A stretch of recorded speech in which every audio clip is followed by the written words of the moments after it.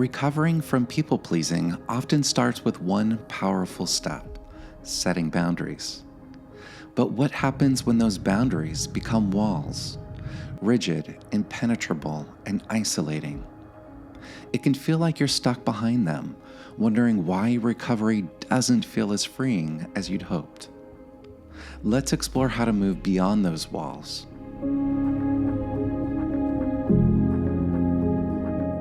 Just like the chill of a cold morning gives way to a warm, golden sunrise, recovery isn't about staying in resistance forever. It's about finding balance, embracing emotional flexibility, and rediscovering your authentic yes. The trail begins in the cold stillness of dawn, with temperatures in the 30s and 40s. The air bites at your skin, but as the sun begins to rise, it casts a warm golden light over the landscape. This feels a lot like the initial steps of recovering from people-pleasing. When you first start saying no and reclaiming your boundaries, it's liberating, like the promise of a new day breaking through the chill of the night.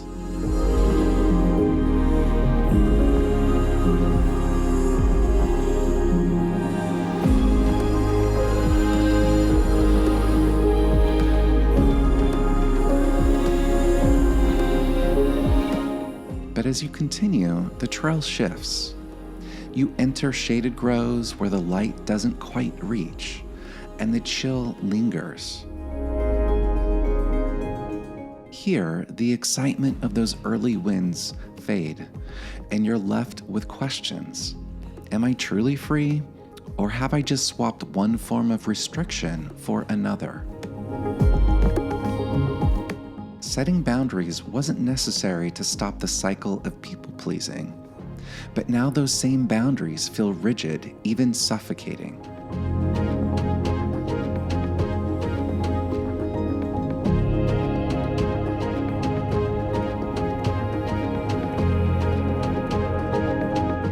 Further along, the path leads into a rocky canyon, steep and uneven.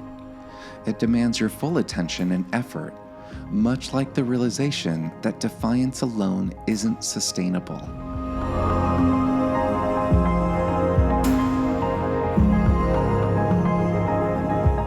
Protecting yourself with impermeable walls may have helped you survive, but it won't help you thrive.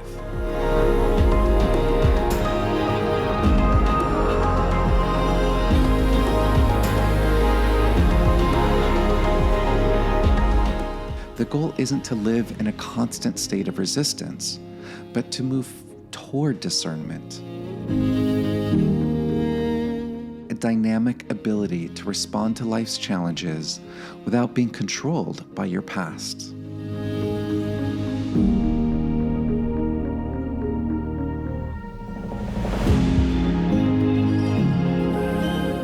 Just like this hike eventually leads to stunning destinations tied to history and creativity, your recovery has the potential to unlock something profound: emotional balance and freedom. But you can't reach that point if you're stuck.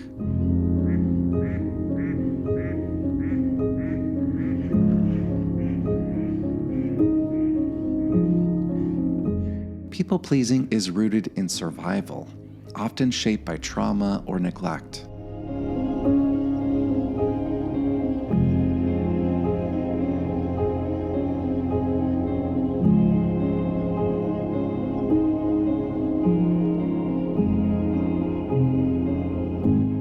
Saying no and creating boundaries are powerful tools for breaking free, but they're not the end of the journey.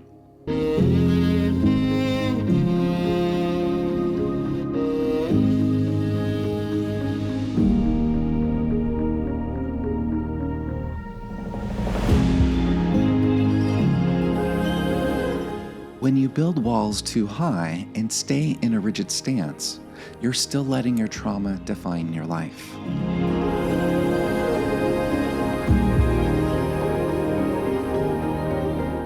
Here's the paradox. If you turn boundaries into barriers, you might now expect others to tolerate your rigidity in the same way you once tolerated being overlooked or overused.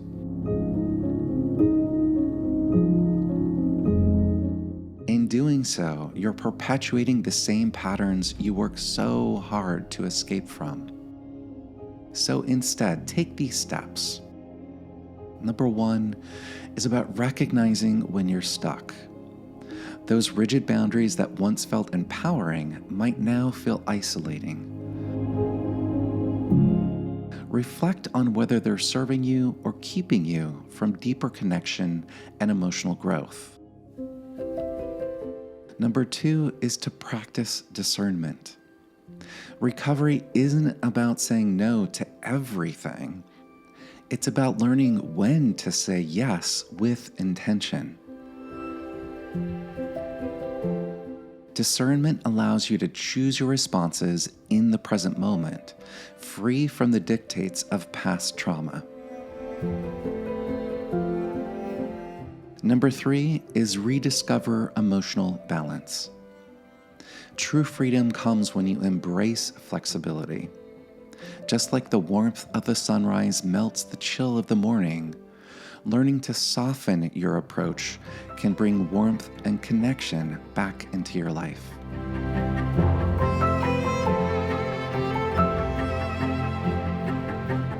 And number 4 is moving beyond defiance. Resistance might have helped you escape unhealthy patterns, but it won't carry you through the rest of your journey. Begin to trust yourself enough to let your guard down in safe situations with trusted relationships. As I approach the end of my hike, the sun fades behind a growing mist, and the rugged landscape takes on a soft, foggy stillness.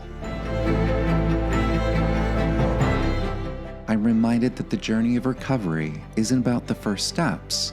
It's about what comes after. Moving beyond people-pleasing means more than setting boundaries. It's about learning to navigate the world with strength, flexibility, and trust.